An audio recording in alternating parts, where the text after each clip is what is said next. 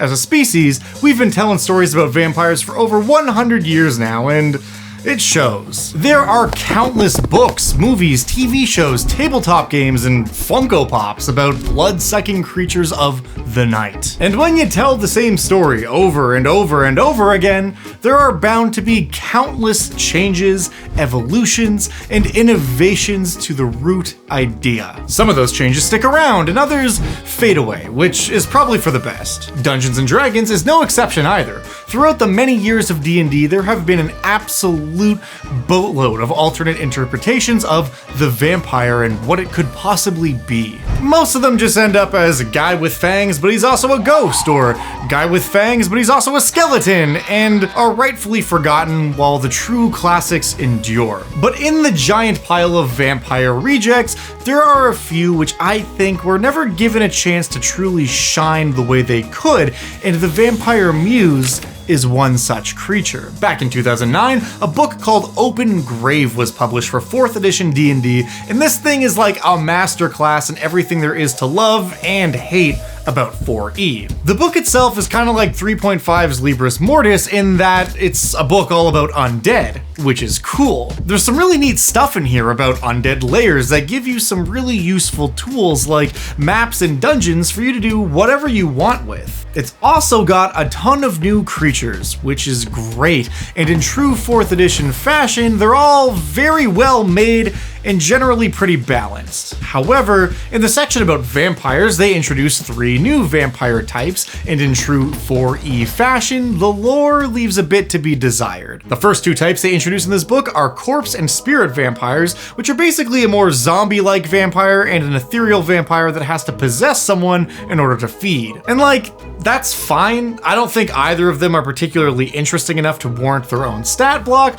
but hey, to each their own. I'm sure someone out there has used these creatures to great effect, and if you're that someone, power to ya. But the third vampire they introduce here is, of course, the Vampire Muse, which conceptually immediately grabbed my interest. A Vampire Muse is a fey creature that has been raised as a vampire in undeath, which is super interesting. Vampires are already set apart from other undead creatures in that they have a specific set of rules which they must follow. They can't cross running water, they need permission to enter someone's home, they burn up in sunlight, you have to jam a stake through their heart if you want to kill them permanently, they dislike garlic, silver burns their skin, and those are just the traits that are popular in the current form of their myth. There are so many other scraps of vampire lore that fade in and out of their monomyth as pop culture changes. For example, did you know that in some traditions, people used to ward off vampires by throwing a bunch of beans on the ground in front of them? Apparently, vampires were so obsessed with counting that they would stop to count the beans,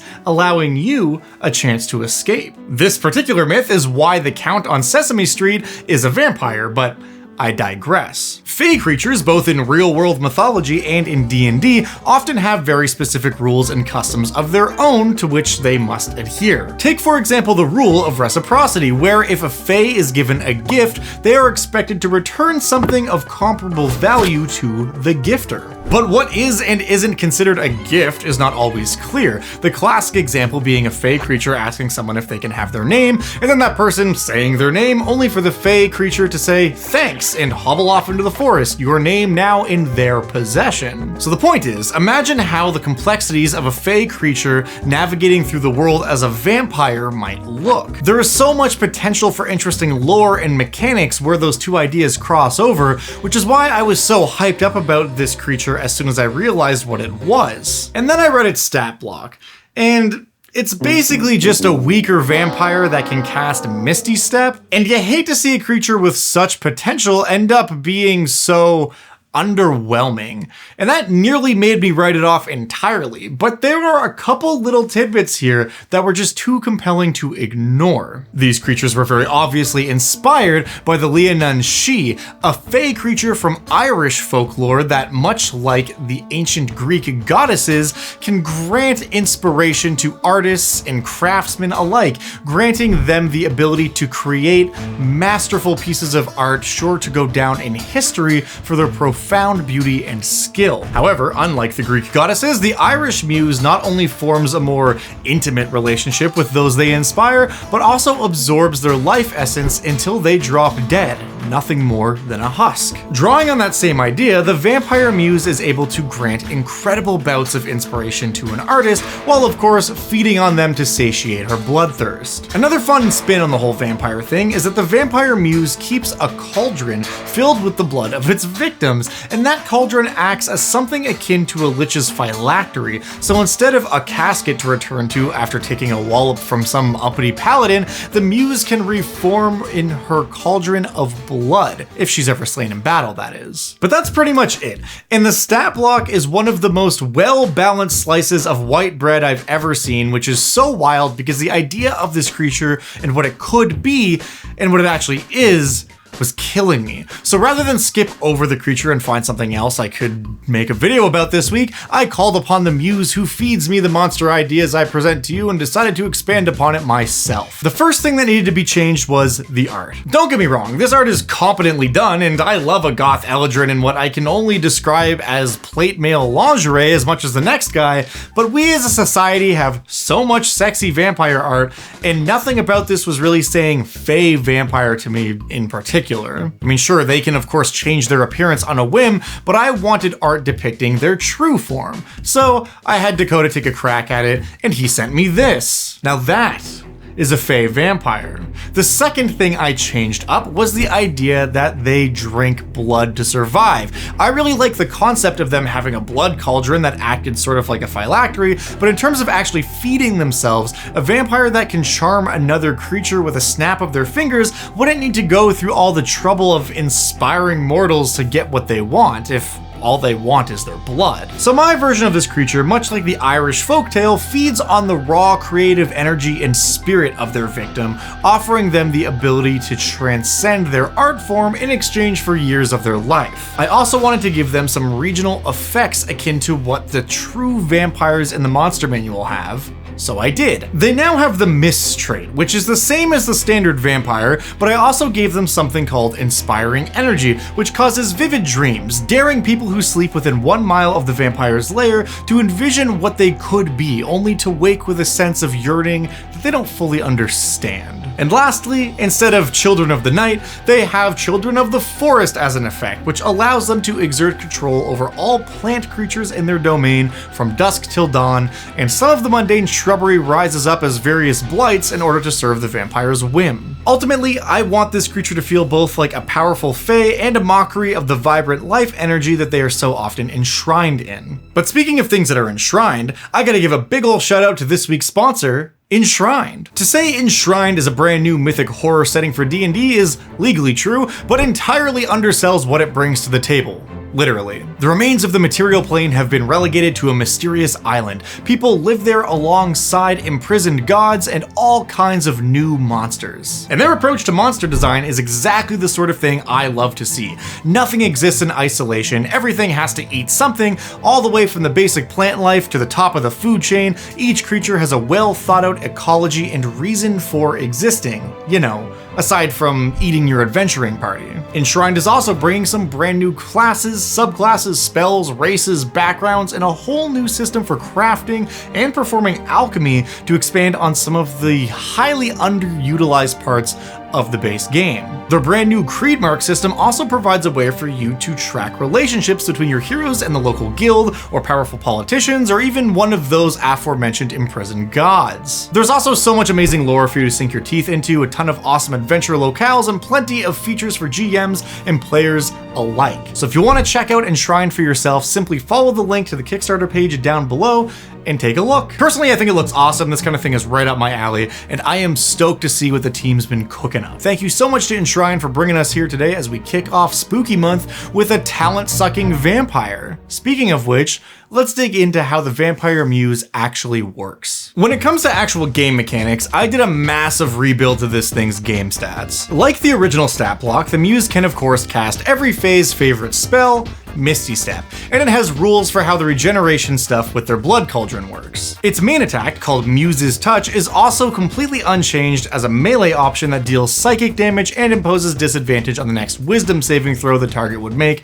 within a minute. I also kept the other unique action in its 4E sheet called Song of Lovers Parted, which is a bonus action that allows the Muse to try and force anyone standing too close to move away. Because ultimately this is a creature that doesn't want to be in combat, but if it is, oh boy. First and foremost, in order to bring it up to a similar power level as the other true vampires in 5e, I gave it legendary resistance and a handful of legendary actions. Our Muse here can of course make an attack as a legendary action, and like her vampire cousins, can also attempt to cast Command as a legendary action. Though our third legendary action is something I think is not only really fitting, but also devastating, and that is the ability to cast a spell called Yolan's Regal Presence. This is a new spell for D&D 2024, which more or less creates a 10-foot emanation around you that causes a bunch of psychic damage, forces people to fall on their knees, and knocks them 10 feet back if you want to. Thankfully, the Muse can only cast a spell once per day because it is a persistent effect that lasts up to 10 minutes, but that brings me to our first big change, which is the inclusion of spell casting. Fey creatures love to be out here casting spells, and even though it is undead, the Muse is no exception. The spell list I gave them includes Charm Person, Disguise Self, Enhance Ability, Fairy Fire, Message, Minor Illusion, Sleep, Speak with Dead, Blink, Blur, Calm Emotions, Crown of Madness, Phantasmal Force, Blight, Horrid Wilting, Mirror Image, Seeming, and Tongues. That's a pretty hefty list, all said and done, but the majority of these spells are all associated with Fey shenanigans, or felt thematically appropriate for a talent vampire at least. Also, as Fey creatures, it seemed only fitting to give the Muse magic resistance, and of course, to solve the problem of multiple enemies being pesky in battle, it's got multi-attack, which allows it to either make 2 Muse's Touch attacks, or replace one of them with a casting of Crown of Madness. When you can't be bothered to swing a sword, just hijack the mind of someone who can. The last small detail I want to touch on as far as mechanics go is the vampire weakness trait. This is a thing all vampires in the new rules have that more or less codifies the weird vampire-only rules like running water causing them to take acid damage, counting beans, etc. I did away with the water thing because I felt like this creature being Fey and all might be immune to that, but I did keep the sunlight sensitivity and I gave them a tweaked version of the forbiddance trait, i.e. the need to get consent before entering someone's home. The Vampire Muse has a trait called reciprocal forbiddance, which allows them to enter someone's home without permission. However, they must leave behind a little gift for the occupant. I really like this because it feels like they are weaponizing their Fey nature to circumvent something that has been annoying vampires since they first sprouted fangs. And it gives you, the DM, an opportunity for them to leave something kind of f***ed up as a gift. You'll also notice that the vampire's standard ability to charm a creature as a bonus action has been upgraded to dominating a creature, but as a full action with the caveat that the vampire can only have one creature dominated in this way at a time. But considering their main attack imposes disadvantage on wisdom saves, and resisting domination is a wisdom save, you can kind of see how the flowchart moves here. They've also got a new action called Well of Inspiration, which more or less makes you mechanically as good as possible at the performance skill and crafting things with artisan's tools as you can, but also causes you to lose 1d4 charisma or wisdom every day as the vampire drains you dry, ultimately causing you to either go mad and become a vampire spawn, lose all sense of self and burn out into a husk of a creature that uses the Lemire stats, but with the Fey creature type, or straight up die. Something worth noting here is that in order to target someone with this ability, the target does have to be willing. Now, whether they're willing because they're desperate or simply because the vampire dominated them, who can say? I also gave them a few ribbon abilities like expertise in deception and persuasion, as well as the Fey tag in the creature type line, which means that they should be affected by things that affect both undead and Fey alike. Making this entire stat block was a ton of work and a ton of fun, so I hope it serves you well because I am absolutely enamored with the concept as a whole. Put a lot of thought into all the tiny little abilities, and honestly, there are just so many amazing ways you can use this creature at the game table as well. I mean, just take any vampire trope and replace the vampire with a muse, you're hot to trot. Honestly, trying to conceptualize what a module like, say, Curse of Strahd might run like with Strahd as a vampire muse is really interesting. Rather than the vibe of an oppressive, dark overlord, maybe the vampire in charge of the castle is actually being served by countless willing creatures who are all desperate to be taken on as supplicants of the muse in order to create their finest art. An ancient and powerful muse is much more likely to utilize the carrot method over the stick, simply seeking out mortals who would be willing to give themselves over for a chance at achieving artistic genius. On a much smaller scale though, a vampire muse could make for a great villain in a plot where many artists are being discovered dead and desiccated in the city. The muse is bound to leave some bodies in her wake as she feeds on the innocent townsfolk, extracting every ounce of life essence she can get. Of course, once the party starts investigating the murders, they may find that the muse has been dominating and feeding on the city's artists, or maybe that they were willing participants in the ordeal. Either way, figuring out what's going on and how to deal with the muse, or what can even be done to stop it, is an adventure in and of itself, especially if you've got a bard in the party. There's also always the option for a creature like this to be a warlock patron, either to an undead or archfey warlock, which is kind of fun. And if you really want to lean into the fey angle, a vampire muse is sure to occupy an interesting position in any fey court, and how they are thought of by others is going to vary a lot. Most fey, I'd imagine,